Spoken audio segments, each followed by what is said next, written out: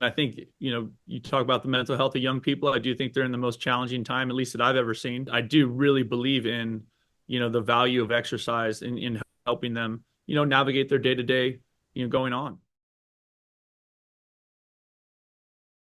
Hi, welcome to Fit Kids Conversations. I'm your host, David Jacobson, and today I'm delighted to be joined by Brent Brennan, head football coach at the University of Arizona. Thanks for joining me today, Brent. David, how you doing? It's good to be here. Hey, before we really dive into the deepest depths here, I want to thank you for being part of the advisory board of Fit Kids and some of your work at our fundraising events. And hope you dug the Los Lobos show, and we'll come back around for more. It's been really cool, and I really think highly of Ashley and what everyone there is doing. So it's a special group to be a part of, and I love the premise. So speaking of the premise, which is getting kids active, having them fall in love with movement, physical fitness, and the social, emotional, and mental health benefits of that. What's your take on that? Just what's been your experience as you've grown up in sports? On average, it's a little less now that I'm a head coach, but when I was an assistant coach, on average, I was in and out of hundreds of high schools every year. And frequently in those situations, I was dealing with the high school football coach who lots of times was a physical education teacher. So you got to see kind of the decline of participation in that space and the lasting impacts on just lack of physical activity for young people. And I was seeing on the high school level. So you were wondering how long that had been going on to get them to that place where they wouldn't even dress up to participate. Like they were willing to take a failing grade just so they didn't have to do physical education. So I thought it was really quite sad. And I think that's why the Fit Kids program is so interesting to me, just how it does such a great job of engaging young people and getting them excited about that part of their life again.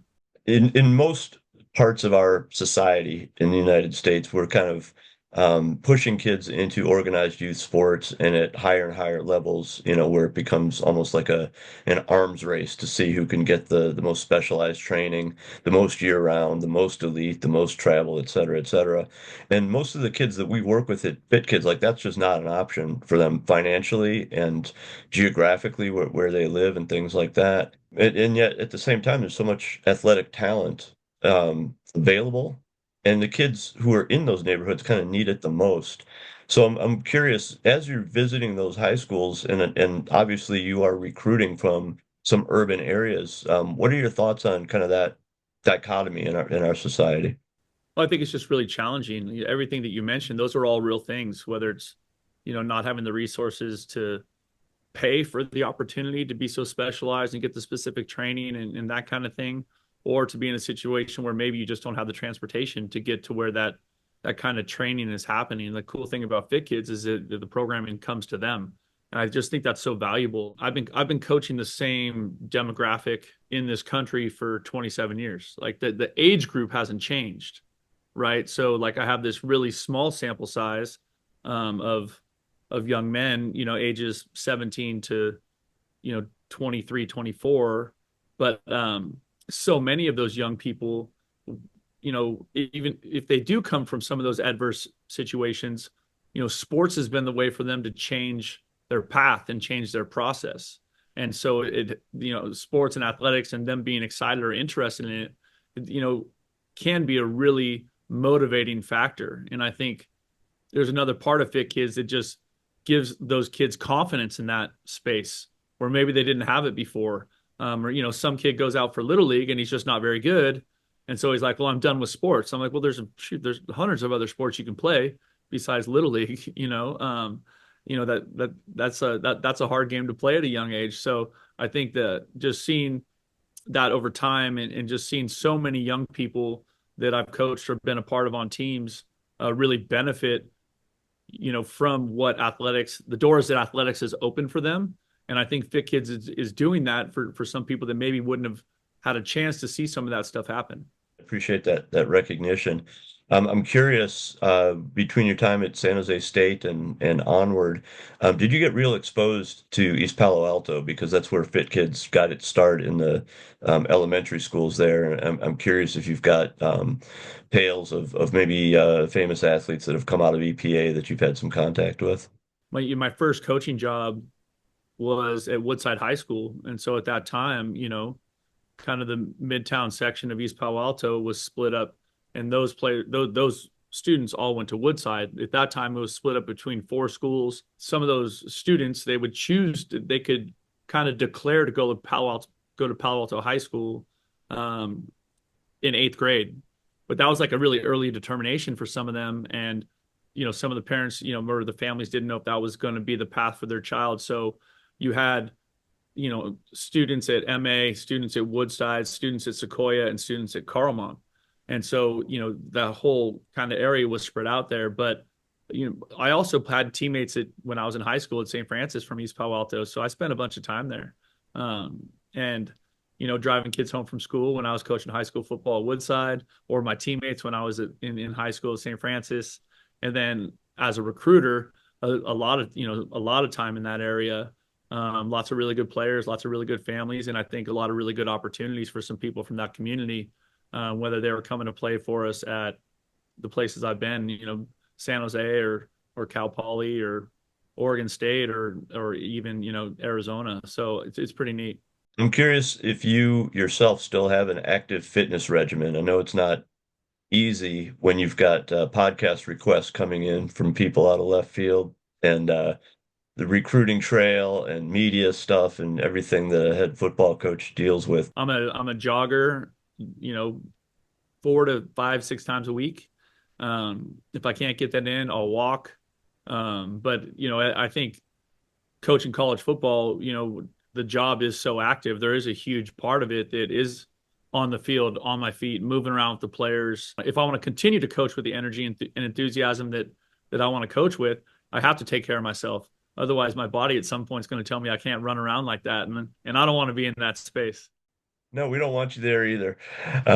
But that's a great message for kids, by analogy, because in order to get into the right headspace for school, their studies, other responsibilities to their families and everything else. And I love that you brought it right away as I asked that question. You brought it right to your headspace. And so some recognition of the mental, emotional aspects of exercise. Like I'm an early riser, and if I get that run done before 6:30 in the morning, I'm gonna have a good day.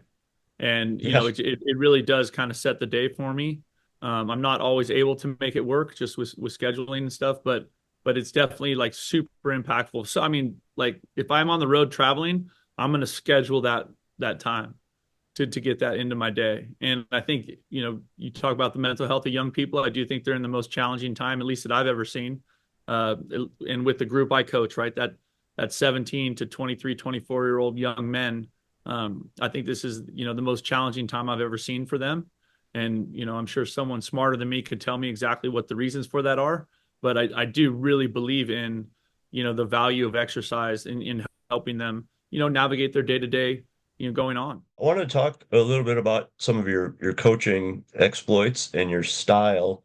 We've got at least a couple of touch points in common because of time I spent before Fit Kids with Positive Coaching Alliance, which is how I actually got to meet Ashley through PCA. And one of my acquaintances there was Rich Tomey, Dick's son, and I know that Dick was your mentor. Yeah, Coach Tomey was a special guy. He was kind of for me, he was kind of like my work father. He was the one that was, when I was doing it good, he was letting me know. And when I wasn't doing it well, he was all over me. He was really like hard on me in that way. But we just had such a great relationship. Obviously, I'm close with Rich Tomey. We talk all the time, especially now that I'm down here in Arizona. But I've always thought the PCA was a really cool, impactful thing. I've always been a high energy coach. I've always been a positive coach. There's just like an old school thought in coaching where like you got to be yelling and you got to be demeaning. I don't subscribe to that. I can be demanding and, I can be really strong in what I believe we need to do to play good football and to execute at a high level and do the things we need to do to be successful. But absolutely, I think that the people, players, everybody responds better to encouragement. And, nobody wants to show up for work every day and get beat down. Like that's not fun for anybody. And I think for some kids growing up, that was maybe their experience in youth sports, or that was their experience in whatever kind of physical education they were in. And that stops them from leaning that way as they get older. Coach Tomey was a super positive guy. He was incredibly optimistic. He always told everybody that he believed in them. He just did an incredible job of kind of encouraging and empowering players on his teams.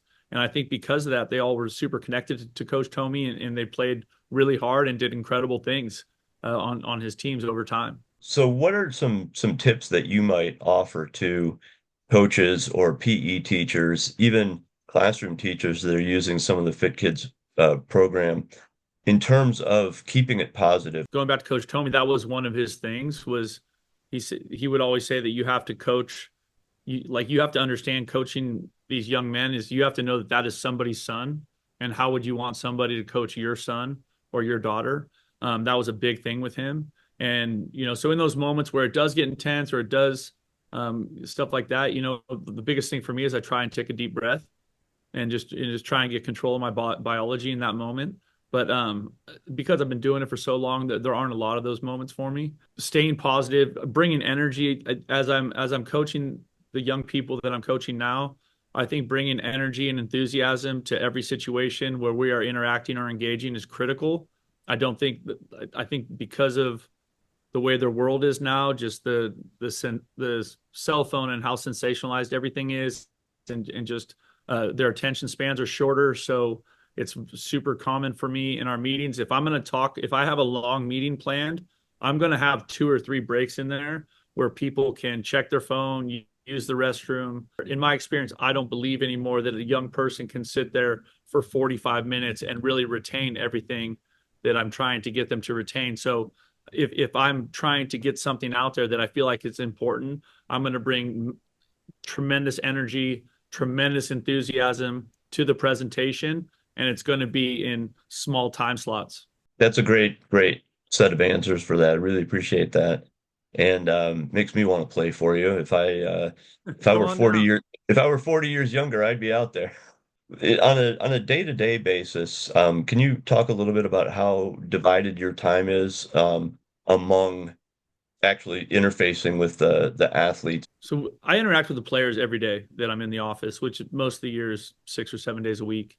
Um, and it's important for me that every player, every person that works here, everybody feels great about coming into this facility. We have this incredible facility here at the University of Arizona, the Lowell Stevens football building, and it's really important, whether it's visitors or our student athletes or the people that work here, that people feel good about showing up here. So I think we have an incredibly healthy culture. We work really hard at that, but it's something that I'm constantly reminding our coaches and our staff that I want everybody that walks in here to walk away feeling great about their experience with us.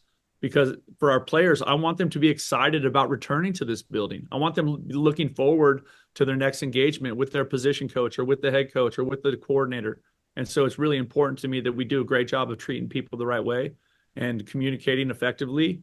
And my day depends on kind of the calendar of college football, I guess. It's like right now we're in spring practice. So we practiced yesterday, and coaches in general work a lot of hours. College coaches work a lot of hours, and that's kind of just part of it. But I'm get here really early in the morning. I normally get my morning run out on campus, or my morning walk, however I'm feeling. But we have this incredible campus. It's actually right out my window here. And then we have meetings that start at 8 o'clock. We'll have a staff meeting at 7. So we're talking about the coaches, what's going on. This is where it's at. Check in with everybody about their players, how was practice, that kind of stuff. And then we have meetings with the players on a practice day. It starts at 8 o'clock, and we practice, or we meet for about an hour and a half, and then we get ready for practice. And practice goes from 10 to noon. And then after that, that sometimes some of the guys on our staff will use that noon window to get a run in or get a workout in. Got a great weight room also in this facility. A lot of those guys go that route. But and then we watch the film for practice, and that can be a 3 to 4 hour process. And because you tend to just rewind every play 1,000 times, and you're talking about every player on the field and what's happening, and there's a lot going on. What are the decisions that we're making in terms of the scheme we're running and the technique that we're using? Those can be really in depth. We'll always have, somewhere around 5 o'clock, we'll always have an hour of recruiting that we all do. Sometimes that's writing letters, texting. Lots of times it's, FaceTimes or Zoom type meetings. And then somewhere after that will be done. And so then everybody has their work to get ready for the next day. And sometimes guys are building their PowerPoints or their cut-ups or, what they're going to present in their position group the next day. So typically it's a, 6 a.m. to 8 p.m. day in spring practice, sometimes later. And then the next day we have a similar calendar or similar day, except for we just don't practice. But in between there, we have meetings and lifting times for the players. And then in the afternoons, the players go to class, but the coaches are still here working. That sounds so grueling. I can see why you would need a run or a walk to get started on a day like that for sure. You got a great life, man. And I envy that in a way.